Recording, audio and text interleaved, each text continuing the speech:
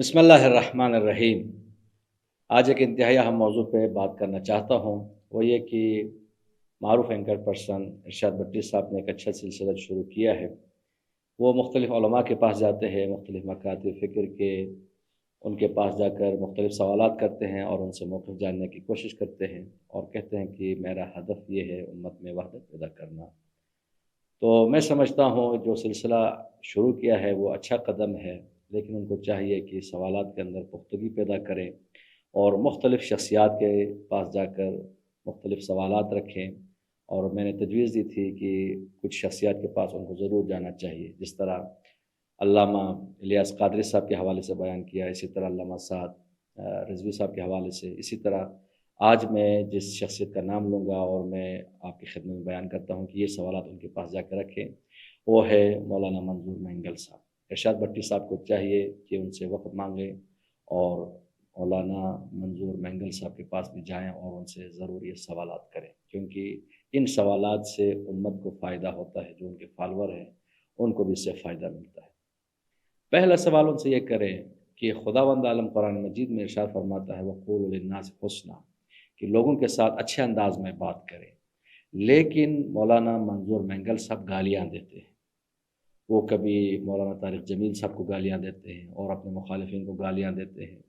تو یہ کس بات پر، کس دلیل کی بنیاد پر وہ مختلف افراد کو گالیاں دیتے ہیں؟ گالیاں دینے کا حکم ان کو کس نے دیا ہے؟ یہ سوال ان سے ضرور کریں اور آپ ان کے مختلف اقوال سے، مختلف تقریروں سے، نمونے سے ان کے سامنے نمونے پیش کر سکتے ہیں۔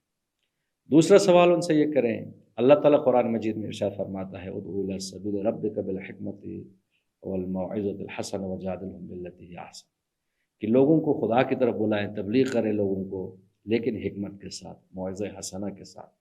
لیکن ہم دیکھتے ہیں مولانا منظور مینگل صاحب لوگوں کو فحش لطیفے سناتے ہیں، اس عمر میں آ کے، جب کہ ان کی ایک ٹنگ قبر میں جا چکی ہے، اس عمر میں آ کے لوگوں کو فحش لطیفے سناتے ہیں۔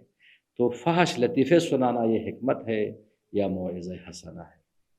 خداوند عالم نے ہمارے لیے رسول خدا صلی اللہ علیہ وآلہ وسلم کی حیات مبارکہ کو اسوہ حسنہ قرار دیا ہے۔ لقد کان لکم فی رسول اللہ اسوۃ حسنہ۔ رسول خدا کی زندگی میں، رسول خدا کی سیرت میں ہمیں یہ چیز نظر نہیں آتی۔ نہ رسول خدا صلی اللہ علیہ وآلہ وسلم کسی کو گالی دیتے تھے، نعوذ باللہ رسول خدا صلی اللہ علیہ وسلم کسی کو فحش لطیفے سناتے تھے۔ تو لہٰذا ان سے یہ سوال آپ ضرور کریں۔ تیسرا سوال ان سے یہ کریں کہ آپ جا کے مختلف لوگوں کا آپ تمسخر اڑاتے ہیں، مختلف مذاہب کا آپ تمسخر اڑاتے ہیں۔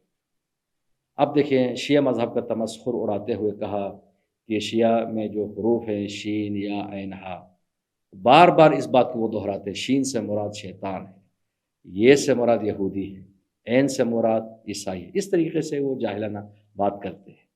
تو اب دیکھیں اگر اس کے رد عمل میں اگر کوئی شیعہ بھی بدتمیز اس قسم کا آئے تو جواب دینا چاہیں تو آسانی سے جواب دے سکتا ہے، یعنی کوئی علمی بات تو نہیں ہے، ایک بالکل ایک جیسے آپ کہتے ہیں ایک ان پڑھ شخص کی، بلکہ ایک جاہل شخص کی جو ہے وہ باتیں ہیں۔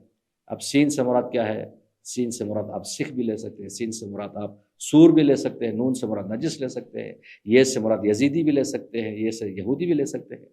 لیکن ہمارے مکتب نے منع کیا ہے، ہم کسی کا تمسخر اس طریقے سے نہیں اڑاتے۔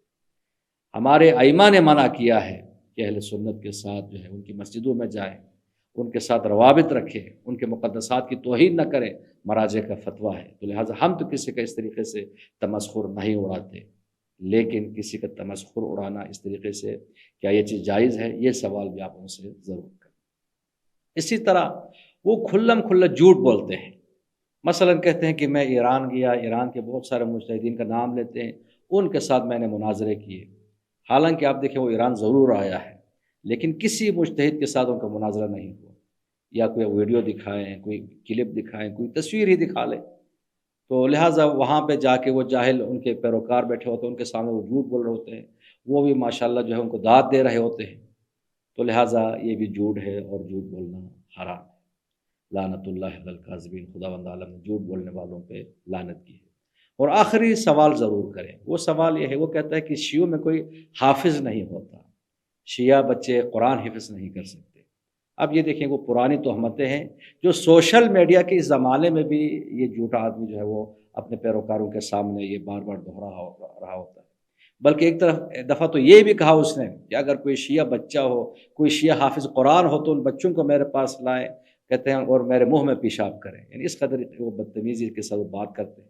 اب سوشل میڈیا کا اب دور ہے، ایران کے اندر ہزاروں شیعہ حافظ ہیں اس وقت، خود پاکستان کے اندر سینکڑوں شیعہ بچے ہیں جو حافظ قرآن ہیں، بلکہ شیعوں کے پاس جو حفظ کا معیار ہے، جس معیار کے ساتھ یہ شیعہ بچے حفظ کرتے ہیں، ایسے نمونے تو آپ اہل سنت میں بھی نہیں دکھا سکتے۔